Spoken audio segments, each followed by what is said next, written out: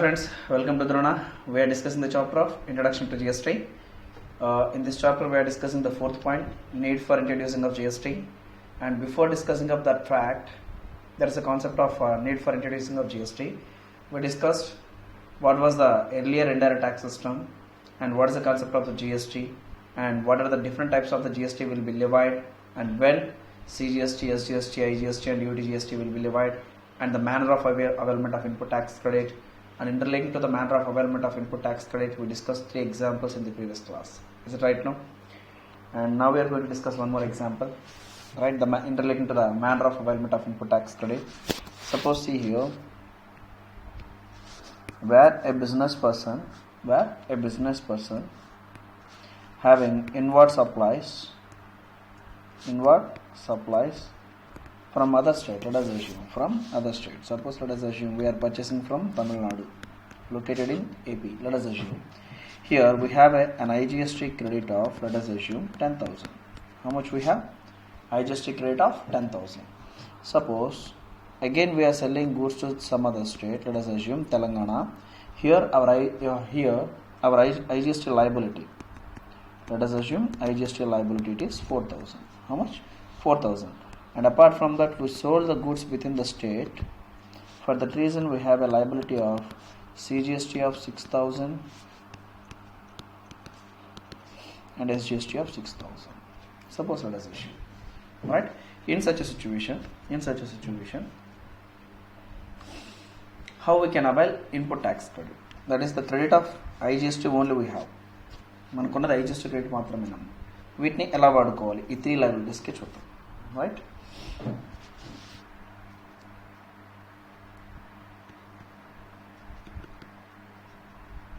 Particulars, IGST, CGST, SGST. First one, GST payable. ఎంత చెప్పానమ్మా? CGST ఎంత చెప్పాను? IGST liability is 4,000 and CGST liability 6,000, SGST liability 6,000. And now less input tax credit. Input tax credit లో మనకు ఉన్నది ఏంటి? ఒకటి ఏంటది? IGST credit. మరి ఇప్పుడు IGST క్రెడిట్ని దేనికి యూజ్ చేద్దాం? ఫస్ట్ IGST క్రెడిట్ దేనికి యూజ్ చేయాలి? IGSTకే యూజ్ చేయాలి. ఎంత ఉందమ్మా IGST క్రెడిట్? 10,000 ఉందా?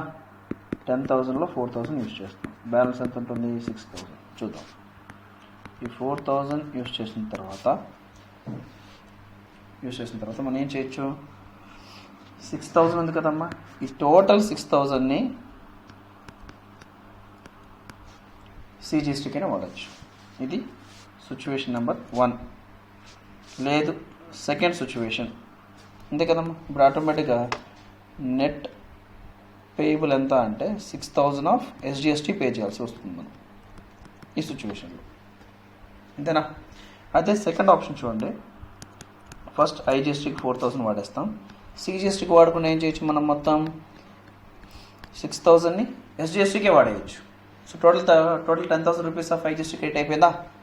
ఇప్పుడు బ్యాలెన్స్ ఏముంటుంది? 6,000 ఆఫ్ CGST. ఈ ఆప్షన్ అయినా తీసుకోవచ్చు. లేదు థర్డ్ ఆప్షన్ చూడండి, ఏంటది? 4,000 రూపీస్ వీటికి వాడండి. హ్యాపీగా 3,000 CGSTకి వాడదాం, 3,000 SGSTకి వాడదాం. రిమైనింగ్ CGST, SGST లైబిలిటీ వస్తుంది. ఇలా ఏ ప్రపోర్షన్లో అయినా సరే యూజ్ చేసే రైట్ బిజినెస్ పర్సన్కి ఉంది. బట్ IGST క్రెడిట్ని ఫస్ట్ IGSTకే వాడాలి, తర్వాతే CGSTకి, SGSTకి ఇలా కూడా యూజ్ చేయొచ్చు in any proportion. Is it clear? Right. Fourth example అర్థమైందా? కుదిరితే నోట్ చేసుకోండి. రైట్, ఇక్కడ పాస్ చేసుకోండి. Next this one. ఈ ఎగ్జాంపుల్ని ఇంకొంచెం ఎక్స్టెండ్ చేసి చెప్తున్నాను చూడండి. ఇక్కడ వరకు క్లియర్ కదమ్మా? నెక్స్ట్ 5th ఎగ్జాంపుల్ తీసుకుంటాను చూడండి. ఏం లేదమ్మా, మనం manner of availment of input tax credit discuss చేస్తున్నాం కదా. ఒక్కసారి మనం ఇక్కడ డిస్కస్ చేసిన తర్వాత ఫర్దర్ ఏ ప్రాబ్లంలో వచ్చినా సరే మీరు వాటిని అర్థం చేసుకునే పొజిషన్లో ఉండాలి అండ్ సాల్వ్ చేసేటువంటి పొజిషన్లో ఉండాలి. Is it clear? So that ఇంకో ఆప్షన్ కూడా చెప్తున్నాను చూడండి. suppose we have an inward supplies from within the state or from other state. Suppose మనకి ఇక్కడ క్రెడిట్స్ అమ్మ ఐజిఎస్టీ క్రెడిట్ 10,000 ఉంది, సిజిఎస్టీ క్రెడిట్ 5,000, ఎస్జిఎస్టీ క్రెడిట్ ఎంత ఉందమ్మా, ఎంత ఉంది 5,000. మరి ఇప్పుడు లయబిలిటీ చూడండి,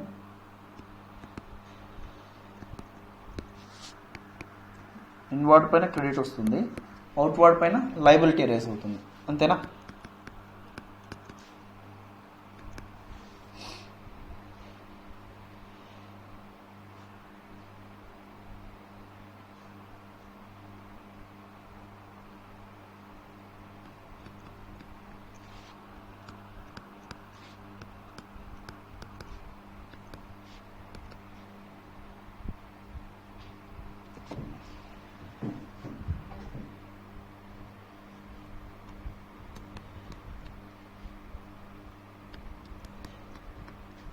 రైట్, ఇలా ఉందనుకుందామమ్మా.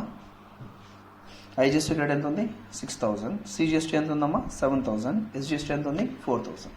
This the criteria. ఇవి క్రెడిట్స్, ఇవేంటివి లయబిలిటీస్. వీటిని ఎలా డిశ్చార్జ్ చేద్దామో చూద్దాం.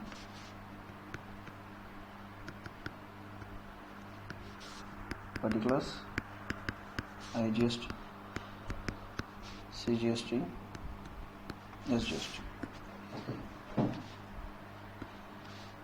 Number 1 GST payable. GST payable ఎంతమ్మా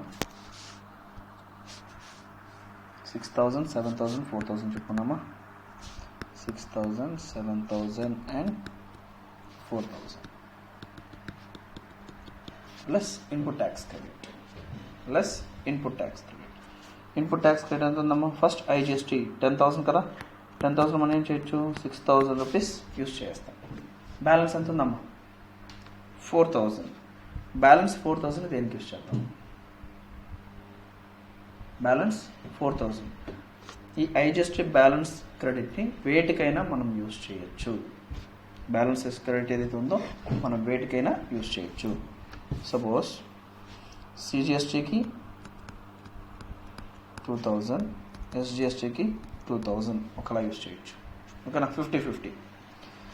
అండ్ నెక్స్ట్ సో దాట్ ఇది దేనికి సంబంధించి అమ్మా ఐజిఎస్టీ క్రెడిట్కి సంబంధించి. తర్వాత ఏంటి సిజిఎస్టీ క్రెడిట్ని. సిజిఎస్టీ క్రెడిట్ని ఐజిఎస్టీ లయబిలిటీ ఉంటే వాడేవాళ్ళం, బట్ ఐజిఎస్టీ లయబిలిటీ ఏదైనా ఉందా, లేదు, నిల్. కాబట్టి సిజిఎస్టీ క్రెడిట్కి వాడచ్చు. ఎంత అమ్మా టోటల్ వాడేద్దామా. యాక్చువల్ మనకి క్రెడిట్ ఎంత ఉందమ్మా, సారీ క్రెడిట్ ఎంత ఉంది 5,000. సో టోటల్ 5,000 వాడేసాం. Next SGST. ఎస్జిఎస్టీకి సంబంధించిన క్రెడిట్ ఎంత ఉంది 5,000. Is it clear? చూడండి ఈ సిచ్యువేషన్లో ఏం జరిగింది చూడండి. IGST liability nil, CGST liability nil. Excess IGST credit ఎంత ఉందమ్మా, ఎక్సెస్ ఐజిఎస్టీ క్రెడిట్ 7,000 క్రెడిట్ ఉందా. ఇందులో 4,000 లయబిలిటీకి 2,000 ఐజిఎస్టీ సెట్ ఆఫ్ చేసాం. ఇప్పుడు ఎస్జిఎస్టీలో ఎంత వాడుకుందాం 3,000, అంటే బ్యాలెన్స్ 2,000. 3,000 వస్తుంది. ఎక్సెస్ ఎంత ఉంటుంది క్రెడిట్ 3,000. ఈ ఎక్సెస్ క్రెడిట్ దీనికి సంబంధించి ఎస్జిఎస్టీ క్రెడిట్, ఏంటది ఎస్జిఎస్టీ క్రెడిట్కి సంబంధించి. Is it clear? ఈ ఎస్జిఎస్టీ క్రెడిట్ని ఏం చేస్తాం, నెక్స్ట్ మంత్ క్యారీ ఫార్వర్డ్ చేస్తాం. బెనిఫిషియల్గా ఉందా లేదా? Yes sir. మరి ఇప్పుడు ఇదే ప్రాబ్లమ్ని వేరే విధంగా మార్చేస్తాను చూడండి. ఐజిఎస్టీ ఫస్ట్ సేమ్ ప్రాబ్లం కదమ్మా, ఇలాగే చేస్తున్నాను చూడండి. ఐజిఎస్టీ పేయబుల్ ఎంతమ్మా 6,000, సిజిఎస్టీ పేయబుల్ 7,000, ఇది 4,000, అంతేనా? ఫస్ట్ ఐజిఎస్టీ క్రెడిట్ వీటికి 6,000 యూస్ చేస్తున్నామా. ఎస్. రిమైనింగ్ ఎంత ఉంది 4,000. రిమైనింగ్ 4,000 పొరపాటున నేను ఎస్జిఎస్టీకి వాడేసి అనుకుందాం, పూర్తిగా అనుకుందాం. ఎలా అయినా యూస్ చేయొచ్చు కదా. ఇంతకుముందు అయితే నేను ఏం చేశాను 2,000 నా సీజీకి 2,000 ఎస్జీకి వాడాను. అలా కాకుండా టోటల్ క్రెడిట్ని ఇప్పుడు నేను ఏం చేస్తున్నాను ఎస్జిఎస్టీకి వాడేస్తున్నాను అనుకుందాం. ఇలా వాడేస్తే నెక్స్ట్ ఐజిఎస్టీ క్రెడిట్ క్లియర్ అయిపోయిందా. ఇప్పుడు సిజిఎస్టీ క్రెడిట్ వాడదాం. సిజిఎస్టీ క్రెడిట్ ఎంత ఉంది, ఓన్లీ 5,000 ఉంది. సో 5,000 సిజిఎస్టీ క్రెడిట్ని ఫస్ట్ మన సిజిఎస్టీ లయబిలిటీకి వాడాలి, అంతేనా. వాడాం. ఇంకేమైనా ఎక్సెస్ ఉందా? లేదు. రైట్. సో దట్ ఎస్జిఎస్టీకి అసలు యూజ్ చేయడానికి ఛాన్స్ లేదు, ఐజిఎస్టీకి లేదు. నెక్స్ట్ ఏంటి? ఎస్జిఎస్టీకి సంబంధించి అంతేనా?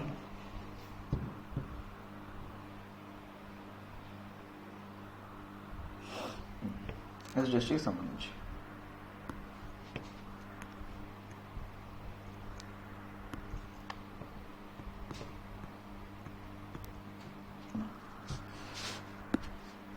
ఎస్జిఎస్టీకి సంబంధించి అమ్మా ఐజిఎస్టీకి నో యూజ్ చేయాల్సిన అవసరం లేదు, సిజిఎస్టీకి ఏది యూజ్ చేయాల్సిన అవసరం లేదు, యూజ్ చేయాల్సిన అవసరం కాదు. SGST cannot be set off against CGST. Is it right? మరి ఇప్పుడు ఎస్జిఎస్టీ దేనికి వాడాలి? Only for payment of SGST. ఎంత ఉంది క్రెడిట్? చూడండి 5,000 ఏనా? Yes, SGST credit 5,000. ఇప్పుడు ఏం జరిగింది చూడండి, same problem but manner of availment of the credit అనేది డిఫర్గా యూజ్ చేస్తున్నాం. ఈ situation IGST liability nil, CGST liability ఇంకా ఎంత ఉంది? 2,000. బట్ ఎస్జిఎస్టీ చూడండి, ఎస్జిఎస్టీ ఎక్సెస్ క్రెడిట్ 5,000 ఉంది. అంటే ఏంటి? ఎక్సెస్ ఎస్జిఎస్టీ క్రెడిట్ ఏమో 5,000 యాస్టీస్గా క్యారీ ఫార్వర్డ్. బట్ ఈ 2,000 ఏంటి? Net CGST payable. అదేంటమ్మా క్రెడిట్ ఉండడం అంటే ఏంటి? మన డబ్బులు గవర్నమెంట్ దగ్గర ఉండడం కదా.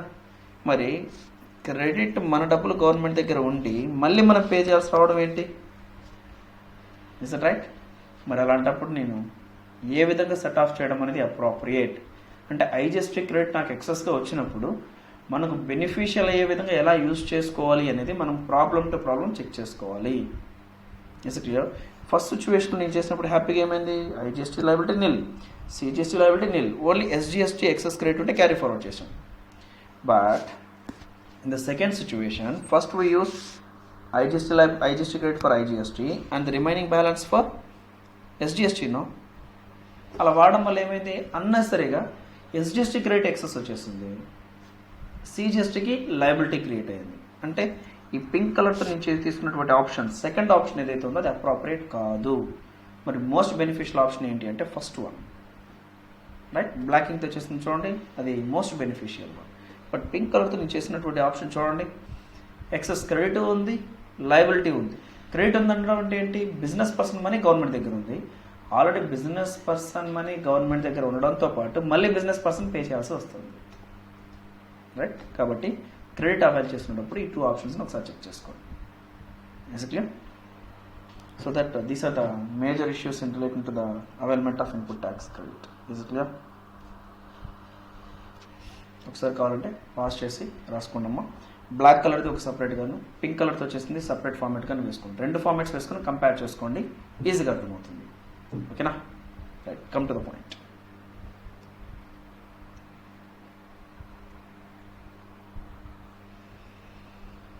రైట్, ఫోర్త్ పాయింట్ స్టార్ట్ చేస్తామని చెప్పని ఆల్రెడీ మనం ఒక 1 అవర్ క్లాస్ 1 అవర్ సెషన్ మనం కంప్లీట్ చేసినట్టు ఉన్నాం, రైట్? ఏం లేదమ్మా, ఈ 4th పాయింట్ మనం ఇలా డిస్కస్ చేయడానికి రీజన్ ఏంటి అని అంటే బేసిక్ కాన్సెప్ట్స్ అనేవి మనకు అర్థం అవ్వాలి. ప్రీవియస్ ఇండైరెక్ట్ ట్యాక్స్ స్ట్రక్చర్ గురించి మనకు తెలియకుండా ఓన్లీ జిఎస్టీ నేర్చుకున్నా సరే మనకు అసలు ఆ జిఎస్టీ బెనిఫిట్స్ ఏంటి, రైట్? అండ్ జిఎస్టీ రావడం వల్ల ప్రీవియస్ ట్యాక్సెస్కి ప్రజెంట్ ట్యాక్సెస్కి అసలు ఉన్న డిఫరెన్స్ ఏంటి అనేది మనకు తెలియాలి. For that reason we are spending more time. Deficiencies in the existing indirect tax structure, that is excise, VAT, CST and service tax, has led to introducing of GST, and it is a cure for all ills in the existing indirect tax regime. ప్రీవియస్గా ఉన్న indirect ట్యాక్సెస్లో ఉన్నటువంటి లిమిటేషన్స్ని overcome చేస్తూ GST వచ్చిందమ్మా. And ప్రీవియస్గా ఉన్న అన్ని డ్రాబ్యాక్స్కి ఒకే solution, ఒకటే answer ఏంటి అంటే జిఎస్టీ అని చెప్తున్నారు. ఇక్కడ ప్రీవియస్ యాక్ట్స్లో ఉన్నటువంటి, దట్ ఈస్ ప్రీవియస్ ఇండైరెక్ట్ ట్యాక్స్లో ఉన్నటువంటి ప్రాబ్లమ్స్ని నేను 2 పార్ట్స్గా క్లాసిఫై చేస్తాను. అడ్మినిస్ట్రేటివ్ ప్రాబ్లమ్స్ అని, నెక్స్ట్ ట్యాక్స్కి సంబంధించినటువంటి ప్రాబ్లమ్స్ అని. దట్ ఈస్ ట్యాక్స్కి సంబంధించినటువంటి ప్రాబ్లమ్స్ అంటే double taxation, cascading effect, that is nothing but ఫైనాన్షియల్కి సంబంధించినటువంటి ఎఫెక్ట్. ఫస్ట్ సైడ్ ఏమన్నాను? అడ్మినిస్ట్రేటివ్కి సంబంధించినటువంటి ఎఫెక్ట్. అంటే ఏంటి సార్ అడ్మినిస్ట్రేటివ్కి సంబంధించినటువంటి ఎఫెక్ట్ అంటే అమ్మా, ఇంతకుముందు ఒక 5 టైప్స్ ఆఫ్ ట్యాక్సెస్ ఉన్నాయా? ఉన్నాయి సార్. ఎక్సైజ్ అని, సర్వీస్ ట్యాక్స్ అని, వ్యాట్ అని, సిఎస్టీ అని. ఓకే, ఇప్పుడు ఒక మ్యానుఫ్యాక్చరర్ సపోజ్ మోటార్ వెహికల్ని ప్రొడ్యూస్ చేసి సేల్ చేస్తున్నాడు, యాజ్ వెల్ యాజ్ వాటిని సర్వీసెస్ చేస్తున్నాడు. Best example Hero company or Honda company బైక్స్ని సేల్ చేస్తారు, మళ్ళీ వాటికి సర్వీసెస్ వస్తే సర్వీస్ చేస్తూ ఉంటారా? అలాంటి వాళ్ళ పరిస్థితి ఒకసారి ఊహించుకోండి. అప్పట్లో ప్రొడక్షన్ చేసిన దానికి ఎక్సైజ్ సపరేట్ రిజిస్ట్రేషన్, సేల్ చేసిన దానికి విత్ ఇన్ ద స్టేట్లో అయితే వ్యాట్ రిజిస్ట్రేషన్, వేరే స్టేట్స్కి అమ్ముతూ ఉంటే సిఎస్టీ రిజిస్ట్రేషన్, వాటికి సర్వీసెస్ ఏమైనా చేస్తూ ఉంటే సర్వీస్ ట్యాక్స్కి సంబంధించిన రిజిస్ట్రేషన్, ఇంపోర్ట్ ఆర్ ఎక్స్పోర్ట్స్ ఉంటే customs. 5 types of the registrations, 5 types of the taxes. ఏదైనా ప్రాబ్లం జరిగితే ఒకేసారి 5 డిపార్ట్మెంట్స్ని మీట్ అవ్వాలి. అండ్ ఈ 5 మ్యాటర్స్ని చూడడానికి 5 డిఫరెంట్ టైప్స్ ఆఫ్ ప్రొఫెషనల్స్ని ఎంగేజ్ చేయాలి. సార్ చార్టెడ్ అకౌంటెంట్ని ఒక అపాయింట్ చేస్తే చాలు కదా సార్, మొత్తం చూస్తారు కదా. అలా ఏం కాదమ్మా. ఒక్కొక్క చార్టెడ్ అకౌంటెంట్ మైట్ బి ఒకతను కస్టమ్స్లో ఎక్స్పర్ట్ అయి ఉండొచ్చు, ఇంకో పర్సన్ ఎక్సైజ్లో ఎక్స్పర్ట్ అయి ఉండొచ్చు, ఇంకో పర్సన్ వ్యాట్ మ్యాటర్స్లో ఎక్స్పర్ట్ అయి ఉండొచ్చు. అప్పుడేంటి, ఇంతకుముందు ఇండైరెక్ట్ ట్యాక్స్ ప్రకారం ఒక business person 5 types of the రిజిస్ట్రేషన్స్కి వెళ్ళాలి, 5 types of the taxes pay చేయాలి. ఏదైనా ప్రాబ్లం జరిగితే సపోజ్ ట్యాక్సెస్ని లేట్గా పే చేస్తే 5 types of the interest, 5 types of the penalty. Suppose intentional కానీ అన్ఇంటెన్షనల్ కానీ 5 మిస్టేక్స్ జరిగితే 5 ప్రాసిక్యూషన్స్, 5 డిపార్ట్మెంట్స్ని మీట్ అవ్వాలి. 5 ప్రాసిక్యూషన్స్, 5 డిపార్ట్మెంట్స్ని మీట్ అవ్వాలి. దాంతోపాటు 5 types ఆఫ్ ద ప్రొఫెషనల్స్ని ఎంగేజ్ చేసుకోవాలి. ఇంత పెద్ద ప్రాబ్లం అడ్మినిస్ట్రేటివ్ ఇంతకుముందు ట్యాక్స్ పే చేయడానికి, బిజినెస్ చేయడానికి కాదు. బిజినెస్ చేయడానికి అది సపరేట్ వింగ్, మళ్ళీ ట్యాక్సెస్ గురించి ఇండైరెక్ట్ ట్యాక్స్ని చూసుకోవడానికి ఇన్ని వింగ్స్ కావాలి. అది ఈరోజు మాట్లాడండి.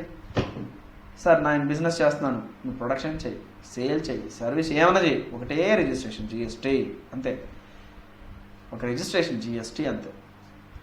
సార్ ప్రాబ్లం అయింది, డిపార్ట్మెంట్కి వెళ్తాం, ఒకే డిపార్ట్మెంట్ జిఎస్టీ డిపార్ట్మెంట్కి వెళ్తాం, ఒకే టైప్ ఆఫ్ ద ఇంట్రెస్ట్, ఒకే టైప్ ఆఫ్ ద పెనాల్టీ, ఒకే టైప్ ఆఫ్ ద ప్రాసిక్యూషన్, ఒక ఎక్స్పర్ట్ చాలు.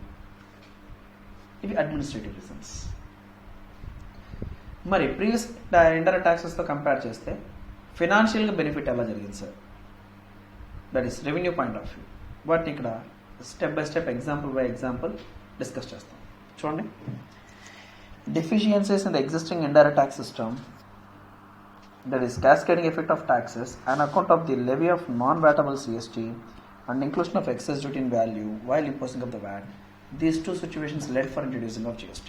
ఈ 2 లిమిటేషన్స్ చెప్తున్నారు. ఫస్ట్ లిమిటేషన్ ఏంటి, వ్యాటబుల్ నాన్ వ్యాటబుల్ సిఎస్టీ అంటే ఏంటి సార్ చెప్తాను.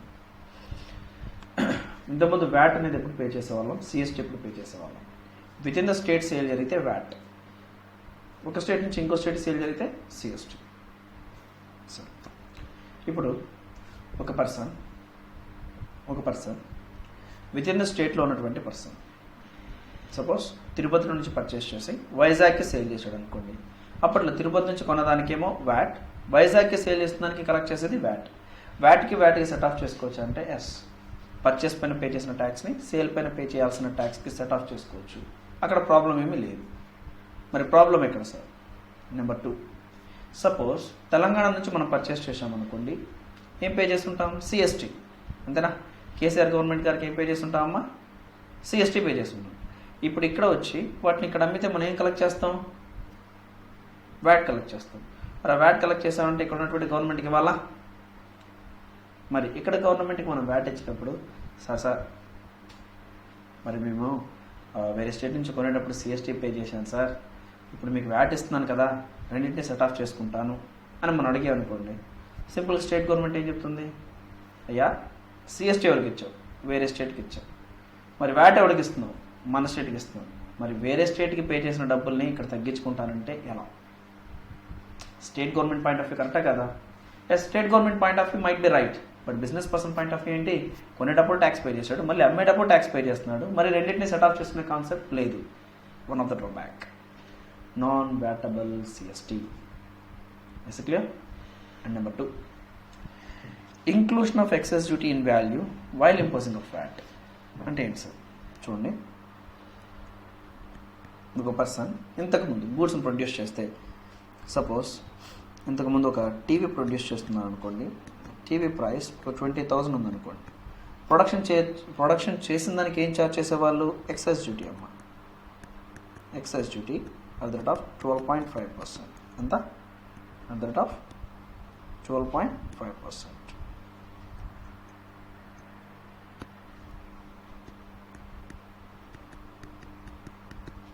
ఎంత వస్తుందమ్మా? 2500. సరే, ఒక manufacturer suppose Samsung company TV produce చేసే ఫ్యాక్టరీ నుంచి బయట తీసుకొస్తుంటే 2500 రూపీస్ సెంట్రల్ గవర్నమెంట్కి ఇచ్చేయాలి ఎక్సైజ్ డ్యూటీ. ఇప్పుడు వెంటనే స్టేట్ గవర్నమెంట్ కూడా వస్తుంది, సార్ ఆపండి, లారీ ఆపండి, ఏం చేస్తున్నారు సార్? టీవీ ప్రొడ్యూస్ చేసాను సార్, తీసుకెళ్తున్నాం అమ్మడానికి. అమ్ముతున్నారా? కస్టమర్ ఉన్నారా? అమ్మేస్తున్నాం సార్. మరి అమ్ముతున్నారంటే నాకు వ్యాట్ ఇవ్వాలి కదా స్టేట్ గవర్నమెంట్ అడుగుతుంది. టీవీ ప్రొడ్యూస్ చేసే వాళ్ళు ఏమంటారు? సార్ ఇప్పుడే సార్ ఎక్సైజ్ డ్యూటీ మేము ఇచ్చాము అని అంటే స్టేట్ గవర్నమెంట్ ఏమంటుంది? బాబు, ప్రొడక్షన్ చేసిన దానికి ఎక్సైజ్ డ్యూటీ నువ్వు సెంట్రల్ గవర్నమెంట్కి ఇచ్చావు, బట్ ఆ టీవీని అమ్ముతున్నందుకు స్టేట్ గవర్నమెంట్కి వ్యాట్ ఇవ్వు. ఓకే సార్, ఇస్తాను. ఎంత సార్ వ్యాట్ రేట్? 14.5. మరి ఇప్పుడు 14.5 అని ఏ వాల్యూ పైన ఛార్జ్ చేయాలి? 20,000 మీద ఛార్జ్ చేయాలా, లేదు 22,500 మీద ఛార్జ్ చేయాలా? 20,000 or 22,500? 22,500 మీద మనం వ్యాట్ ఛార్జ్ చేసేవాళ్ళం. అంటే ఎంతమ్మా? 22,500 ఇంటూ 14.5% వ్యాట్, 3,263 అప్రాక్సిమేట్గా. టోటల్ 25,763 ఇలా సేల్ చేసేవాళ్ళు. మరి ఇప్పుడు స్టేట్ గవర్నమెంట్ వ్యాట్ అయితే ఇచ్చాం, బాగానే ఉంది, బట్ ఆ వ్యాట్ ఇచ్చినప్పుడు మనం ఏం చేసాం? వ్యాట్ని దేని మీద ఛార్జ్ చేసాం? VAT imposed on a value which is inclusive of excise duty. అంటే అప్పుడు ట్యాక్స్ మీద ట్యాక్స్ పే చేసినట్టే కదా? Yes, one of the drawback.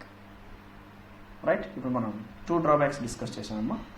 Non vatable సిఎస్టీకి వ్యాట్కి సెట్ ఆఫ్ చేసుకునే కాన్సెప్ట్ ఉండేది కాదు, కాబట్టి క్యాస్కేడింగ్ ఎఫెక్ట్కి లీడ్ చేసేది. అండ్ సెకండ్ వన్, ఒక మ్యానుఫ్యాక్చరర్ వ్యాట్ని కంప్యూట్ చేసేటప్పుడు ఏ వాల్యూ పైన వ్యాట్ ఛార్జ్ చేసేవాడంటే a value which is inclusive of excise duty పైన ఛార్జ్ చేయడం వల్ల క్యాస్కేడింగ్ ఎఫెక్ట్ ఉండేది. This is second drawback. తర్వాత double taxation of a transaction has both goods and services. కొన్ని ట్రాన్సాక్షన్స్ని ఏంటంటే గూడ్గాను క్లాసిఫై చేసేవాళ్ళు, సర్వీస్గాను క్లాసిఫై చేసేవాళ్ళు. సార్ క్లాసిఫై చేస్తే ప్రాబ్లం ఏముంది? ఇప్పుడు అది సెంట్రల్ గవర్నమెంట్ ఏంటంటే సర్వీస్గా ఛార్జ్ చేసి సర్వీస్ ట్యాక్స్ తీసుకెళ్ళిపోయేది. మరి అదే ట్రాన్సాక్షన్ని గూడ్గా క్లాసిఫై చేసి స్టేట్ గవర్నమెంట్ వ్యాట్ తీసుకెళ్ళిపోయేది. జరిగింది ఒకే ట్రాన్సాక్షనా? బట్ అదొకే ట్రాన్సాక్షన్ని 2 టైప్స్గా క్లాసిఫై చేసి సెంట్రల్ గవర్నమెంట్కి కావాల్సిన సెంట్రల్ గవర్నమెంట్ రెవెన్యూ తీసుకెళ్ళిపోతే స్టేట్ గవర్నమెంట్కి కావాల్సిన రెవెన్యూ స్టేట్ గవర్నమెంట్ తీసుకెళ్ళిపోతుంది. బిజినెస్ పర్సన్ సఫర్ అయ్యేవాడు. ఇది ఒక డ్రాబ్యాక్. సార్ అలాంటి ట్రాన్సాక్షన్ ఏముంది? Supply of the food or beverages for human consumption. That is nothing but హోటల్లో మనకు సప్లై చేసే ఫుడ్ అమ్మా. మీరు చెప్పండి, అది గూడా సర్వీసా? గూడా సర్వీస్? సార్ సర్వీస్ కదా అన్నారనుకోండి, మనకు బిర్యానీ తీసుకొచ్చిస్తాడా అమ్మా? గూడేగా, ఫుడ్డేగా, కంటికి కనబడుతుందిగా. సర్వీస్ అనేది ఇంటాంజిబుల్. పోనీ ఓన్లీ గూడే అన్నారనుకోండి, గూడే ఏంటమ్మా? దాన్ని వండితేనే కదా నీ దగ్గరికి వచ్చింది, తీసుకొచ్చి సప్లై చేస్తేనే కదా నీ దగ్గరికి వచ్చింది, సర్వ్ చేస్తేనే కదా. మరి రైట్ సార్, గూడ్ సర్వీస్ రెండు ఉన్నాయి సార్. గుడ్. ఇంతకుముందు ఇండైరెక్ట్ ట్యాక్స్ని బేస్ చేసుకొని మనం ఇలా రెండుగా క్లాసిఫై చేసే ఛాన్స్ ఉండేదమ్మా. బట్ జిఎస్టీ యాక్ట్లో గుర్తుపెట్టుకోండి, ఇండియాలో జరిగే ఏ ట్రాన్సాక్షన్ అయినా either it could be A supply of the good or supply of the service. Both అనే కాన్సెప్ట్ జిఎస్టీలో లేదు. ఒకవేళ ఏదైనా ఒక ట్రాన్సాక్షన్ మీకు బోత్ అనేటువంటి సిచ్యువేషన్ వస్తే డిపార్ట్మెంట్ వాటిని క్లియర్గా క్లాసిఫై చేశారు. షెడ్యూల్ 2 అనే కాన్సెప్ట్ సెకండ్ చాప్టర్లో చెప్తానమ్మా. అక్కడ మీకు ఇలాంటి ప్రాబ్లమ్స్ ఏవైతే ఉన్నాయో వాటన్నిటిని ఐడెంటిఫై చేసి లిస్ట్ అవుట్ చేసేసి అది సప్లై ఆఫ్ ది గుడ్ అవుతుందా, సప్లై ఆఫ్ సర్వీస్ అవుతుందా అని క్లియర్ క్లారిఫికేషన్స్ ఇచ్చారు. So that under the GST Act there is no concept of classifying a single transaction as a supply of the good as well as a supply of the service. But under the earlier indirect tax system, we supposed to classify a single transaction as a supply of the good as well as the supply of the service. Thereupon what was happening? The central government getting revenue in the name of the service and the state government getting revenue in the name of the good. That was happening. చూడండి ఎలా ఉండేదో. అప్పట్లో మన రెస్టారెంట్కి వెళ్తే food value 10,000 అయితేనమ్మా, central government ఏంటి, ఇందులో service portion 40% ఉంది కాబట్టి 40% ఆఫ్ ది వాల్యూ పైన మాత్రమే సర్వీస్ ట్యాక్స్ ఇవ్వమని అని చెప్పేదమ్మా.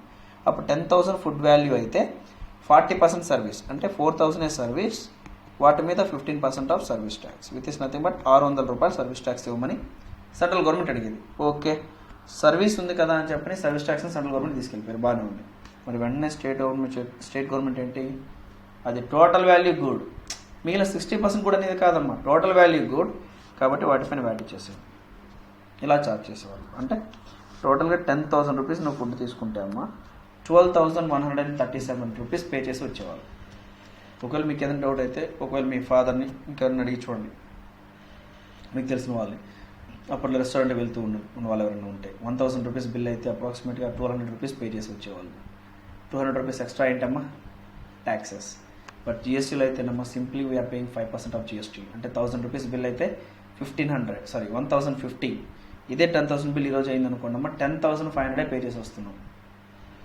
ఎందుకు? 5% జిఎస్టీ కాబట్టి. బట్ అప్పట్లో చూడండి సర్వీస్ ట్యాక్స్, వ్యాట్ ఇలా డబుల్ ట్యాక్సేషన్ ఉండడం వల్ల ఇలా పే చేస్తున్నాం, పే చేసే వాళ్ళం. Right, second drawback. సరే, ఫస్ట్ సిచ్యువేషన్లో 2 డ్రాబ్యాక్లు చెప్పుకుందాం. సెకండ్ వన్ ఇప్పుడు ఏంటిది? Double taxation of a transaction has both good and service. అంటే ఒకే ట్రాన్సాక్షన్ గుడ్ అండ్ సర్వీస్ రెండుగా క్లాసిఫై చేసి 2 ట్యాక్స్లను ఇంపోజ్ చేయడం అప్పట్లో. తర్వాత థర్డ్ వన్ ఏంటమ్మా? Non integration of VAT and service tax. Non integration of VAT and service tax. VAT service tax రెండుని set off చేసుకునేటువంటి option ఉండేది కాదు. అంటే ఏంటి సార్? ఈరోజు ఒకసారి సింపుల్ లాజిక్ చెప్తాను. రెడీమేడ్ గార్మెంట్స్ సేల్ చేసేటువంటి South India shopping mall example తీసుకోండి. ఈరోజు వాళ్ళు రెడీమేడ్ గార్మెంట్స్ పర్చేస్ చేశారనుకోండి, పే చేసేది జిఎస్టీ, అమ్మితే జిఎస్టీ, రెండింటిని సెట్ ఆఫ్ చేసుకుని రిమైనింగ్ బ్యాలెన్స్ గవర్నమెంట్కి ఇచ్చేస్తారు. అంటే ఇన్పుట్ ట్యాక్స్ క్రెడిట్ని అవైల్ చేసుకోవడానికి ప్రాబ్లం ఏదైనా ఉందంటే ఏమీ లేదు. Is clear? వాళ్ళు రెడీమేడ్ గార్మెంట్స్ కొన్నా, బిల్డింగ్ రెంట్ పే చేసిన, సెక్యూరిటీ గార్డ్స్కి సంబంధించినటువంటి రెమ్యునరేషన్ ఏదైనా పే చేసిన, సర్వీసెస్, అడ్వర్టైజ్మెంట్, బ్రాండ్ అంబాసిడర్, ఇలా ఏ సర్వీసెస్ తీసుకున్నా, ఏ గూడ్స్ తీసుకున్నా పే చేసేది జిఎస్టీయే, అమ్మితే కలెక్ట్ చేసేది కూడా జిఎస్టీ. రెండింటిని సెట్ ఆఫ్ చేసుకో, రిమైనింగ్ బ్యాలెన్స్ పే చేసాయి. ఇది ఈరోజు ఉన్నటువంటి పొజిషన్. బట్ ఇంతకుముందు ఇలా రీటైల్ బిజినెస్ చేసే వాళ్ళు ఎంత సఫర్ అయ్యేవాళ్ళు చిన్న ఎగ్జాంపుల్ చెప్తాను చూడండి. ఒకనొకప్పట్లో same South India shopping mall sale చేస్తే కలెక్ట్ చేసేది ఏంటి? ఈరోజు అన్నట్లు అప్పట్లో సేల్ చేస్తే వ్యాట్, అంతేనా? వేరే వాళ్ళ దగ్గర నుంచి కొన్నా వ్యాట్ అనుకుందాం, విత్ ఇన్ స్టేట్ నుండి కొన్నా కాబట్టి వ్యాట్ సెట్ ఆఫ్ చేసుకోవచ్చు, బాగానే ఉంది. బ్రాండ్ అంబాసిడర్ సర్వీస్ ఏం పే చేయాలి? వాటి మీద సర్వీస్ ట్యాక్స్. బిల్డింగ్ రెంట్ ఏం పే చేయాలి? Service tax. Advertisement, right, brand ambassador services, వాటన్నిటిపైన సర్వీస్ ట్యాక్స్. మరి వాటిని వ్యాట్తో సెట్ ఆఫ్ చేసుకునే ఆప్షన్ ఉండేదా అంటే నో. ఎందుకు? సర్వీస్ ట్యాక్స్ ఏమో సెంట్రల్ది, వ్యాట్ ఏమో స్టేట్ది. రెండింటిని సెట్ ఆఫ్ చేసుకునే కాన్సెప్ట్ ఉండేది కాదు అన్నప్పుడు ఏమవుతుందో చెప్పండి లాజిక్గా? ఇన్వార్డ్ సప్లై పైన పే చేసిన సర్వీస్ ట్యాక్స్ కాస్ట్ అయిపోయేది, ఇన్పుట్ ట్యాక్స్ క్రెడిట్ వచ్చేది కాదు. Is it clear? Best example previous క్లాస్లో నేను చెప్పినటువంటి ఎగ్జాంపుల్ అమ్మా, ఒకసారి చెక్ చేసుకోండి. మీరు నోట్స్ రాసుకొని ఉంటే మార్జిన్స్ని యాడ్ చేయడం చూడండి. ఇక్కడ సెకండ్ ఎగ్జాంపుల్లో ఇన్పుట్ ట్యాక్స్ క్రెడిట్ అనే కాన్సెప్ట్లో 10,000కి 4,000 మార్జిన్ యాడ్ చేసుకోవాలంటే 14,000 సేల్ చేయడం, అంతేకాని 11,800కి యాడ్ చేయడం కాదు. ఎందుకంటే 1,800 నీకు గవర్నమెంట్ ఇన్పుట్ ట్యాక్స్ క్రెడిట్ ఇస్తుంది అన్నప్పుడు దాన్ని కాస్ట్లో యాడ్ చేయలేదు. బట్ ఇన్పుట్ ట్యాక్స్ క్రెడిట్ లేనప్పుడు ఏం చేసేవాళ్ళం? వీటిని కాస్ట్లోకి యాడ్ చేసేవాళ్ళం. అంటే ఒక ట్యాక్స్కి నీకు ఇన్పుట్ ట్యాక్స్ క్రెడిట్ రాకపోతే ఇట్ విల్ బికమ్ కాస్ట్. ఎప్పుడైతే ఒక ట్యాక్స్ నీకు ఇన్పుట్ ట్యాక్స్ క్రెడిట్ వస్తుందో అప్పుడు అది కాస్ట్ కాదు. Remember these words, right?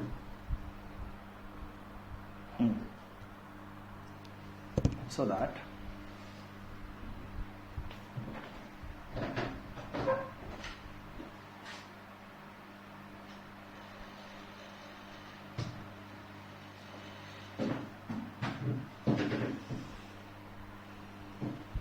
right?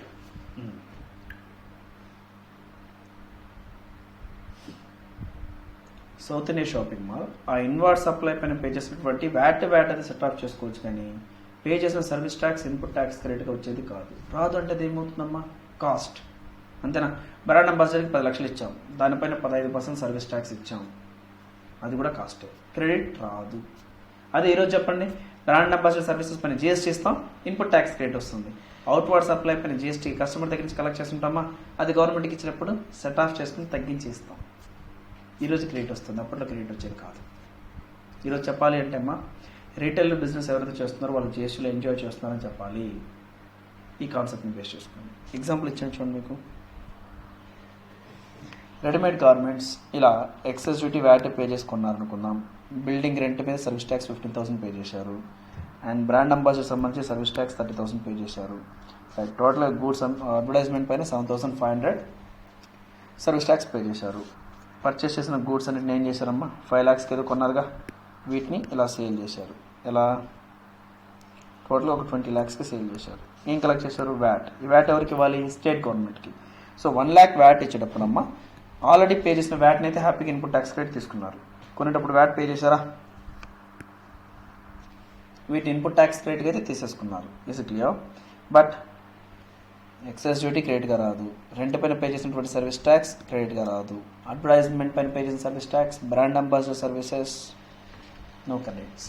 మరి ఇవన్నీ ఏమైపోయినట్టు, కాస్ట్ అయిపోయినట్టు, ఇన్పుట్ ట్యాక్స్ క్రెడిట్ రాదు కాబట్టి. అదే ఈరోజు అయితే చెప్పండి, సేల్ పైన పే చేయాల్సింది జిఎస్టీ, ఇవన్నీ జిఎస్టీలు అన్నీ హ్యాపీ క్రెడిట్స్ వస్తాయి. Remaining balance net GST payable reduce అవుతుంది. రైట్. సో ఫస్ట్ వన్ ఏంటమ్మా, cascading effect and account of non vatable CST. And number 2, inclusion of excise duty while computation of the VAT. And తర్వాత discuss చేసింది ఏంటమ్మా, classifying a single transaction as a supply of the good and service. And ఇప్పుడు discuss చేసిన point ఏంటి, non integration of VAT and service tax. ఇలాంటివన్నీ drawbacks అమ్మా. ఇలాంటి drawbacks అన్ని ఏం చేశాయి, జిఎస్టీని ఇంట్రడ్యూస్ చేయడానికి రీజన్ అయ్యాయమ్మా. Next 4th one, no CENVAT credit after manufacturing stage. అంటే మ్యానుఫ్యాక్చర్ స్టేజ్ దాటితే సెన్ వ్యాట్ క్రెడిట్ అనే కాన్సెప్ట్ వచ్చేది కాదు. అసలు సెన్ వ్యాట్ క్రెడిట్ అంటే ఏంటి సార్, ఇప్పుడు ఇన్పుట్ ట్యాక్స్ క్రెడిట్ అనే వాళ్ళు మీరు ఇప్పుడు ఏమంటున్నారు, CENVAT credit. Right, GST inward outward set off చేస్తే ఇన్పుట్ ట్యాక్స్ క్రెడిట్ అన్నాను కదమ్మా. అప్పట్లో మ్యానుఫ్యాక్చరర్స్ కమ్మా, ఏమన్నాను, మ్యానుఫ్యాక్చరర్కి మాత్రమే ఎక్సైజ్ డ్యూటీ ఇన్పుట్ ట్యాక్స్ క్రెడిట్గా వచ్చేది. మ్యానుఫ్యాక్చర్ స్టేజ్ దాటితే తర్వాత ఉన్న హోల్సేలర్ రీటైలర్స్కి ఎక్సైజ్ డ్యూటీకి సంబంధించి ఇన్పుట్ ట్యాక్స్ క్రెడిట్ వచ్చేది కాదు. అంటే ఎలాగొచ్చిన ఎగ్జాంపుల్లో చెప్తారా సార్, చెప్తానమ్మా. సపోజ్ మీరు ఇలా అనుకుందాం, చాక్లెట్ మ్యానుఫ్యాక్చరర్స్ అనుకుందాం. మీరు ఎవరమ్మా, చాక్లెట్ మ్యానుఫ్యాక్చరర్స్. మీరు ఏమేమి కొంటారు, షుగర్, మిల్క్, చాకో చిప్స్ కొనాలా, కొన్నారా, కొనేటప్పుడు ఎక్సైజ్ డ్యూటీ పే చేసి ఉంటారా, పే చేసి ఉంటారు సార్. ఇప్పుడు నేను ఐస్ క్రీమ్ మ్యానుఫ్యాక్చరర్ అమ్మా, నాకు అమ్ముతున్నారు. ఏమమ్ముతున్నారు, చాక్లెట్స్. ఇప్పుడు నా దగ్గర చాక్లెట్స్ అమ్ముతున్నారు కాబట్టి నా దగ్గర నుంచి ఎక్సైజ్ డ్యూటీ కలెక్ట్ చేస్తారా, కలెక్ట్ చేస్తాను సార్. మీరు మ్యానుఫ్యాక్చరర్, నేను మ్యానుఫ్యాక్చరర్. మీరేమో చాక్లెట్ మ్యానుఫ్యాక్చరర్, నేనేమో let us assume ice cream manufacturer. ఇప్పుడు మీరు తయారు చేసేటప్పుడు ఫస్ట్ రా మెటీరియల్ కొన్నప్పుడు ఎక్సైజ్ డ్యూటీ పే చేశారు, నాకు అమ్మేటప్పుడు ఎక్సైజ్ డ్యూటీ కలెక్ట్ చేశారు. రెండింటినీ సెట్ ఆఫ్ చేసుకోవచ్చా మీరంటే ఎస్, ఎందుకంటే మీరు మ్యానుఫ్యాక్చరర్ కాబట్టి, అంటే మీకు సెన్ వ్యాట్ క్రెడిట్ వస్తుంది. ఇప్పుడు నేనే మ్యానుఫ్యాక్చరర్, ఐస్ క్రీమ్ మ్యానుఫ్యాక్చరర్ అమ్మా. ఇప్పుడు నేనేంటి, మీ దగ్గర నుంచి బిస్కెట్ కొన్నాను, చాక్లెట్ కొన్నాను. ఆ చాక్లెట్ కొని నేను ఏం చేశాను, వాటి డిఫరెంట్ ఇంగ్రీడియంట్స్ని యాడ్ చేసి వీటిని అమ్ముతున్నాను. అమ్మేటప్పుడు ఏం కలెక్ట్ చేస్తాను, ఎక్సైజ్ డ్యూటీ కలెక్ట్ చేస్తాను. హోల్సేలర్కి అమ్ముతున్నాను అనుకున్నాను, ఎవరికి, హోల్సేలర్ దగ్గర నుంచి కలెక్ట్ చేస్తున్నా ఎక్సైజ్ డ్యూటీ. నాకు కూడా సెన్ వ్యాట్ క్రెడిట్ వస్తుందా అంటే ఎస్, ఎందుకు, నేను మ్యానుఫ్యాక్చరింగ్ కాబట్టి. బట్ నా తర్వాత నా హోల్సేలర్ ఎక్సైజ్ డ్యూటీ నాకు పే చేశాడు కదమ్మా, అది తన క్రెడిట్ రాదు. మళ్ళీ తను రీటైలర్కి అమ్ముతాడు. ఇలాంటి ఏరియాలో ఎక్కడ ఎక్సైజ్ డ్యూటీ ఏది కలెక్ట్ చేసుకున్నా, పే చేసుకున్నా వాటికి సంబంధించి input tax credits CENVAT credits వచ్చేటివి కాదు. సెన్ వ్యాట్ క్రెడిట్ అనేది మ్యానుఫ్యాక్చరర్ స్టేజ్ వరకు మాత్రమే ఆగిపోయేది. అది ఒక డ్రాబ్యాక్. అదే ఈరోజు మాట్లాడండి, మ్యానుఫ్యాక్చరర్ అయినా, హోల్సేలర్ అయినా, రీటైలర్ అయినా, ఎవడైనా సరే పే చేసేది ఒకటే, జిఎస్టీ. కాబట్టి CENVAT credit or input tax credit avail చేసుకోవడానికి జిఎస్టీ యాక్ట్లో నువ్వు మ్యానుఫ్యాక్చరరా, హోల్సేలరా, రీటైలరా అని క్వశ్చన్ వేసుకోవాల్సిన అవసరం లేదు.